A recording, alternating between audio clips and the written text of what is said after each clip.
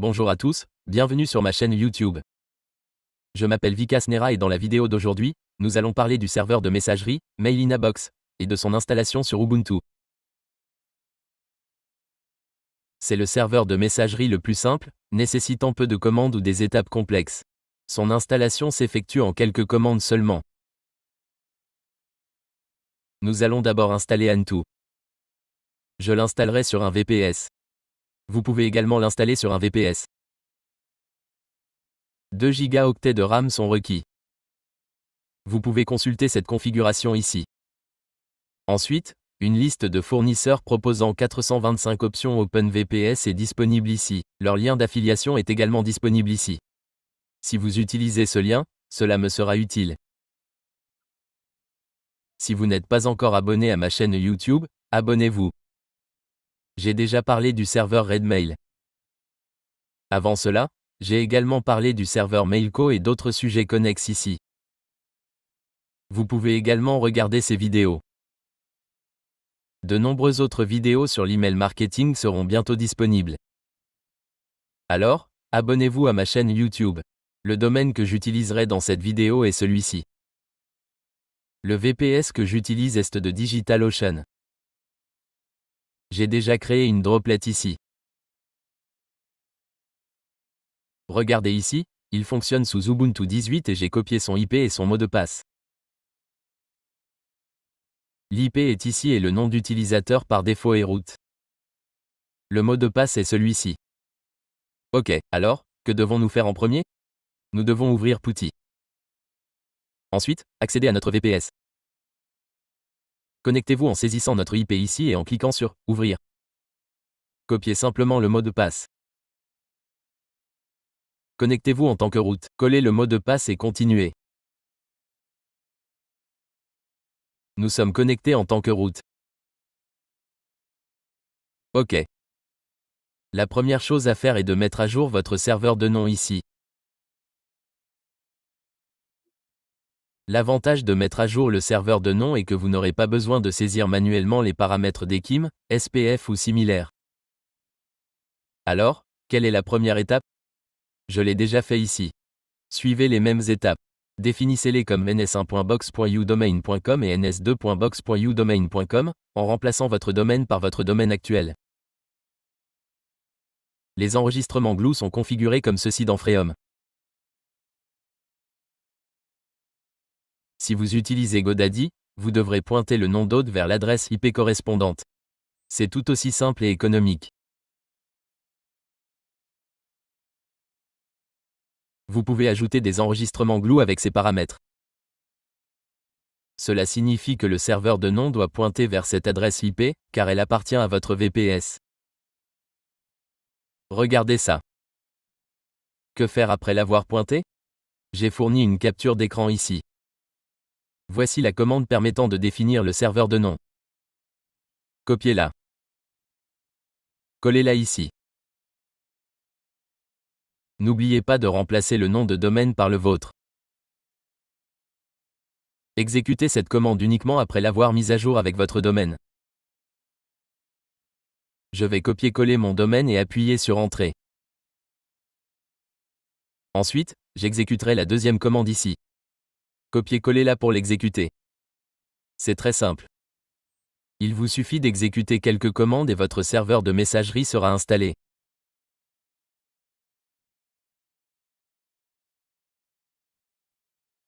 Pour installer Mail dans une boîte mail ici, copiez d'abord cette commande. Laissez-la s'exécuter. Exécutez ensuite la commande suivante ici. L'installation est terminée. Exécutez maintenant la commande pour installer Mail-in-a-Box. L'installation est en cours. Aucune action supplémentaire n'est requise. Copiez-coller simplement les commandes ici. J'ai tout montré ici avec des captures d'écran. Après avoir exécuté cette commande, un message similaire à celui-ci apparaîtra. Vous devrez saisir vos informations. Par exemple, utilisez admin avant le symbole arrobase. Vous pouvez les saisir selon vos besoins. Ce qui apparaît ensuite est expliqué ici avec une capture d'écran. Suivez ces étapes. Votre serveur de messagerie mail Inabox est en cours d'installation. Après cela, vous serez invité à saisir des informations, comme une adresse email. Vous devrez la renseigner ici. L'affichage est comme ceci. Vous n'avez rien d'autre à faire. Saisissez simplement les informations directement. Une adresse email est demandée ici. Par exemple, voici la mienne. Je vais la copier et la coller. Par exemple, info@votredomaine.com. Saisissez le nom de domaine de votre site web. Appuyez ensuite sur OK. Appuyez sur Entrée. Ensuite, le nom d'hôte, pré-rempli ici, vous sera demandé, car j'ai déjà exécuté cette commande. Regardez. J'ai tout expliqué avec des captures d'écran. Appuyez ensuite sur Entrée. L'installation se poursuit. Le fuseau horaire vous est demandé. Notre fuseau horaire est l'Asie. Je vais faire défiler la page vers le haut. Après avoir sélectionné l'Asie, appuyez sur Entrée. Ensuite, nous sélectionnons Kolkata. Kolkata. Le fuseau horaire est défini sur Kolkata. Voici Kolkata. Sélectionnez-le et appuyez sur Entrée. Notre fuseau horaire est maintenant défini. L'installation a commencé. Après quelques étapes, le mot de passe de cette adresse email vous sera demandé. Ce mot de passe vous sera demandé ici. J'ai expliqué ici ce qui vous sera demandé après cette étape. Par exemple, vous devrez confirmer votre fuseau horaire. J'ai montré comment faire dans la vidéo. Laissez l'installation se terminer. Nous poursuivrons la vidéo après cela. À la fin, votre mot de passe vous sera demandé. Pour l'adresse email info@udonmain.com, il vous sera demandé. Copiez et collez ceci ici. Recollez-le et appuyez sur Entrée. Ceci est pour cet identifiant email. Vous en aurez besoin pour vous connecter à Roundcube. OK. L'installation est maintenant terminée. Terminé. Regardez ça. OK. Ensuite, vous devez vous connecter à son tableau de bord. Pour accéder au tableau de bord de la boîte aux lettres, accédez à votre nom d'hôte suivi de « Admin ». OK. J'ouvre un onglet privé ici. Je saisis mon domaine ici. OK. Ensuite, je me connecte ici. Dès que vous êtes connecté, accédez aux options avancées ici. Cliquez sur Continuer et connectez-vous ici. OK, je l'ai saisi ici.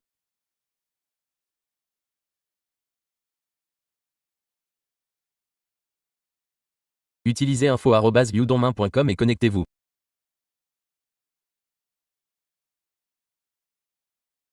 Une fois connecté, l'état du système s'affichera ici. Il indiquera si votre DNS et les autres paramètres sont configurés. Tout sera visible dans l'état du système ici. OK.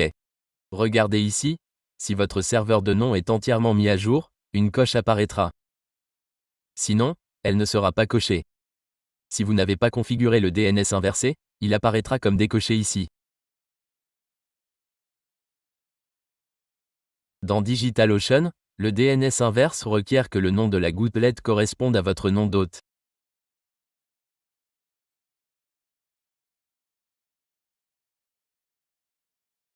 Ensuite, dans la section réseau, vous trouverez un enregistrement PTR. Cet enregistrement est automatiquement défini par le DNS inverse en fonction du nom de la gouttelette.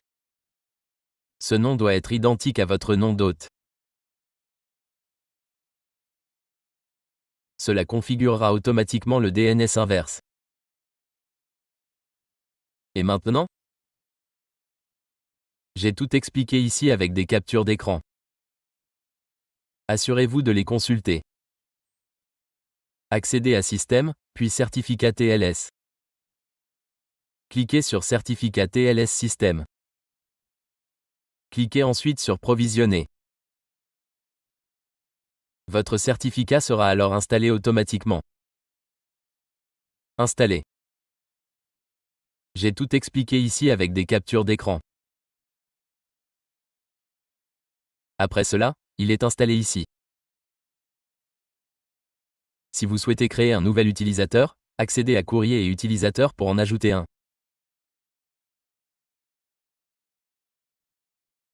Je vais vous montrer ici. Je vais le modifier en coup sur votre domaine.com. Je vais coller le mot de passe ici. Saisissez-le et cliquez sur Ajouter un utilisateur. L'utilisateur de messagerie est ajouté. Certains utilisateurs sont déjà répertoriés ici. Si vous accédez aux alias, vous verrez des adresses email déjà créées, comme admin, administrator et hostmaster.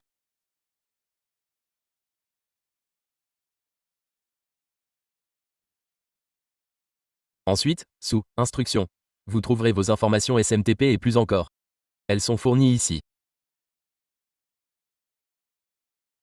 Ouvrez maintenant le testeur de messagerie dans Zimbra ou un outil similaire et testez votre SMTP. Accédez au testeur SMTP ici. Ouvrez le testeur de messagerie à partir d'ici. Vous devez vérifier votre score. Quel est votre score? Le nom d'hôte du serveur de messagerie est celui-ci.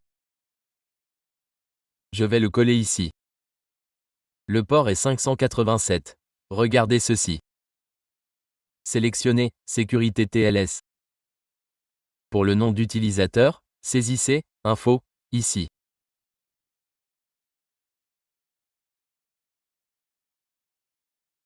Vous pouvez utiliser « Info » ou l'utilisateur CS que je viens de créer. Utilisons la même chose pour l'adresse email de l'expéditeur. Voici notre mot de passe. Poursuivons. Copiez-collez-le ici. Saisissez l'identifiant du testeur de messagerie et cliquez sur « Tester ».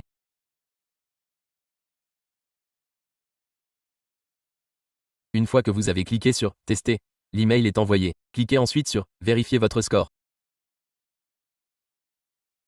Voyons maintenant quel est notre score. Le calcul est en cours. Maintenant que nous avons rempli toutes les conditions, vérifions notre score.